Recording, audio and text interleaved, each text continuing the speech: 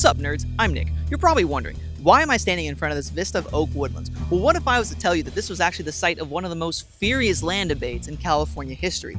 Today, we're talking about the Upper Las Virgenes Open Space Preserve, or as it used to be called, Amundsen Ranch. Now, this land for the longest time was inhabited by the Chumash people, and then white people came along and kicked them out. Huzzah! Fast forward to the 1900s, and movie studios are starting to shoot movies here. A tiny, lesser-known movie called Gone with the Wind actually shot a couple scenes here. I'll never be hungry again.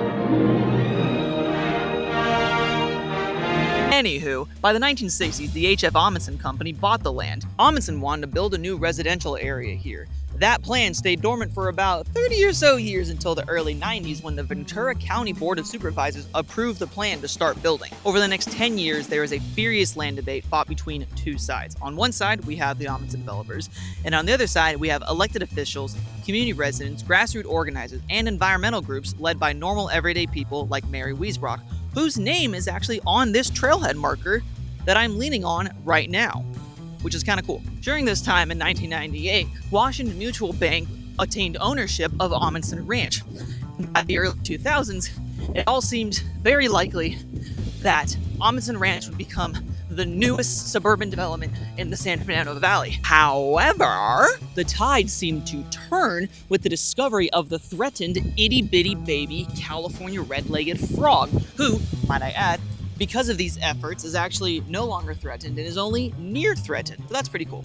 Also, California voters approved Prop 50, which allowed the state to purchase private lands for the sole purpose of converting them into public lands.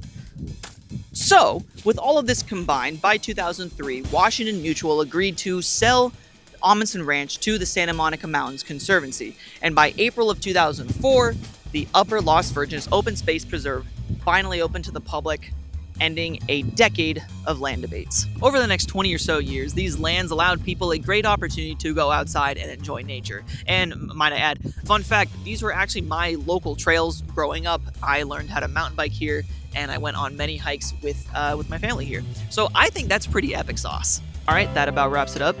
Protect your public lands and support your local orgs that fight for this kind of stuff.